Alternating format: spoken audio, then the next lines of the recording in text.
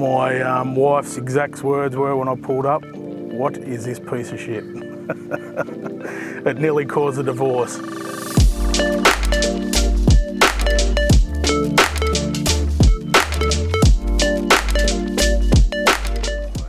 I'm Troy Radford. I'm president of Newcastle Port Stephens Game Fish Club. I've been fishing pretty well all my life since I could walk. I live here up in beautiful Port Stephens. I'm a plumber, self-employed, and about 2.5 years ago I decided to take a hobby up and try my hand at building a boat or restoring a boat. Right, it's a Marlin Savage. It was a 6.5 metre Savage. It used to have an inboard in it. I bought 2.5 years ago. Decided to get rid of the inboard and put a bit of a hull extension and then whacked an outboard on it, and sort of 2.5 years later, here we are. I was actually in the market for a 23 birdie because I'd fished on them before and I do like them, but they're like hen's teeth to come across, and when you do come across one, they want too much money for them, to be honest. It was utterly terrible. It had sat in a paddock for 10 or 15 years.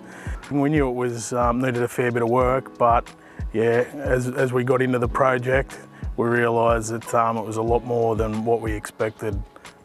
The stringers were all rotten, the transom was all rotten, the timber was like dirt, it was that rotten. First thing was we stripped everything out of it, cut the cab off it, and I actually rolled it over upside down. The bum had a heap of anti-foul on it, and that was a mission in itself. There was weeks and weeks of trying to get it off. We tried to sand it and that wasn't coming off.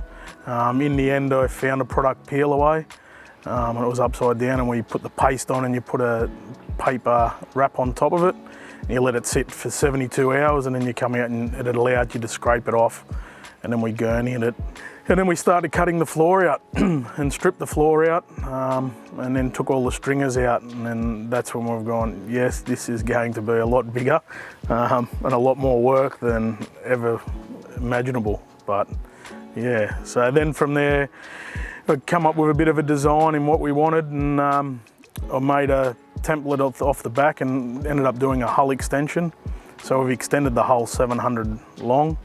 So it follows the shape of the hull and the sides to strengthen it. So then from there we laid that up, the extension part, and then I started making the stringers up. I ended up going with ply, and I laminated two 12mm sheets together to get the length, because otherwise we're going to have a joint, and I was worried about the structural integrity of it. So the joints are staggered, they were laminated together, so we ended up with a good 25 to 28mm thick stringers, and then glued them into place and sort of went from there and laid them up. When I've done the stringers, I actually lifted the floor to follow the chines for a couple of reasons there. These old Savages, they were a nice deep hole, but when you're game fishing, and I'm not the most genetically blessed with height, I'm a little bit on the shorter side, you would say. To use a short stroker properly, it's very hard, and then you have trouble with that. So I lifted the stringers up, and they come up sort of about 2 inches in some areas and followed the chine, so it's got a natural fall to the back. And then what that has allowed us to do too is get a bigger fuel tank under the floor. Ended up going with an alloy tank. We made one up, and it's about 320 to 330 litres that we carry, so that gives us a really good range. I thought it was a good deal. The wife will beg to differ. I parted with $5,000 for the hull. It came on a trailer. The trailer wasn't registered, but the trailer was had only been in the water 2 or 3 times. There was no rust on it. It was in pretty good nick. Then when we started stripping it, the Mercruiser, the big Chev in it, it was seized. And I thought, oh, I've pulled it out, what am I going to do with this? How am I going to take this to the tip? And I thought, well, someone might want it for parts, so I put it on Marketplace, and lo and behold, I ended up getting $1,200 for it. So the hull only ended up costing $3,800. As I said to the wife, it's a bargain, see? But no, I couldn't convince her. The cab's actually, I made it out of ply, thin ply, and then I've glassed internally, externally on it. Some guys said, look, it's going to be too heavy, but at the end of the day, when you look at the cab, majority of the structure's cut out with your windows anyway, So originally I thought, no, we'll put a little bit of ply in there so I had somewhere to screw the windows to. But as it turns out, the windows I went with don't need screwing, they're just stuck in with polyurethane. So, but it has given it the strength, and I can walk up on the roof of the cab. I could put a tower on there eventually if I wanted to. When I looked at the hull, I did like the shape of it. The big flared bow on it impressed me, that it'd push a lot of water out of the way, and it had all the shape that to me looked like would make a good seagoing boat. And yeah, it hasn't disappointed so far. We've only got 100 hours on it so far, which of game fishing and stuff like that, that's not a real lot of trips, but so far so good. It's stable at rest. We can have 3 or 4 people on one side, and it doesn't lay. In all honesty, the harder you drive it, the smoother the ride and the better it handles.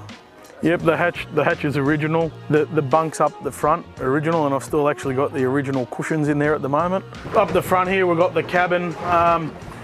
When we did the new build, I actually extended these bulkheads back by about 3 inches, so that gives us a lot more distance for our feet and made it a bit more spacious.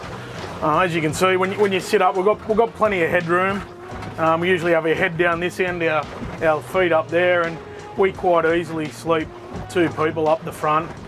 I did look at maybe doing an infill here and to give yourself a little bit more room, but after sleeping in it like this, it's quite comfortable and easy to get out. It makes it easy. You can put your feet down, stand up. The dash is the original dash, but from then on, where the steering wheel's mounted on that part of the dash is all new. Internally, we put a pie oven that I've actually flush mounted into the side of the gunnel up in the cab. That's the best thing that I've ever put in a boat.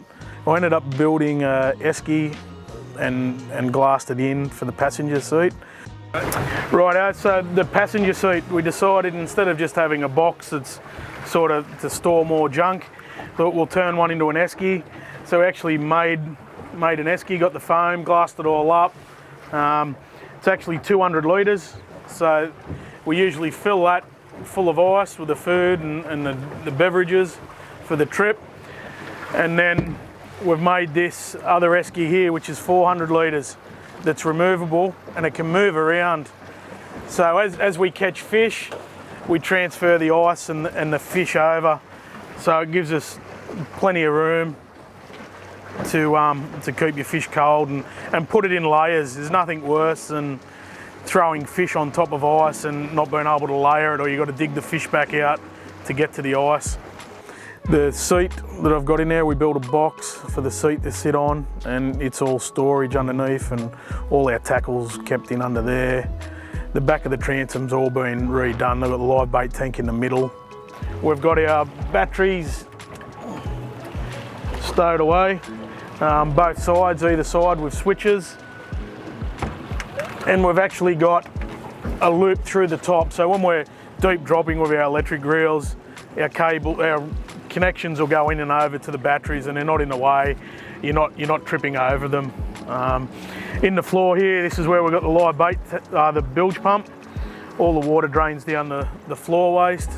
And in this side here, we've got through-hole pickups for deck wash and bait tanks and the tuna tubes. So down the back, we've actually built the tuna tubes into the corners. So they're part of the hull, nice and streamlined, out of the way, not going to catch your line when you're fishing or bringing baits in.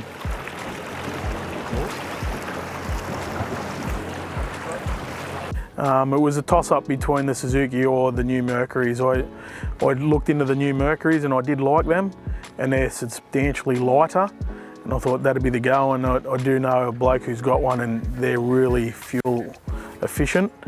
But it came down to price and availability at the end, because obviously this was at the back end of COVID. There was a shortage. The Mercuries, there was a 3 or 4 month wait for them. Suzuki, there was one in stock. So that's what ended up selling me to go with the Suzuki, to be honest. Right now we're doing 3,500 revs for 21.5 knots. So it's powered pretty good. And it is pretty responsive. Like if we put it down,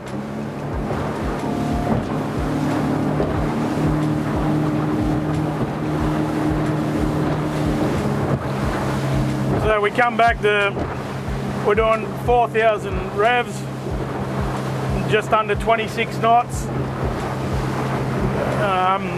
burning 32 litres an hour. So for, I believe personally, for a 23-foot boat, it's not bad fuel economy. So I went with a Simrad. I went with a 12-inch Simrad, the 3S.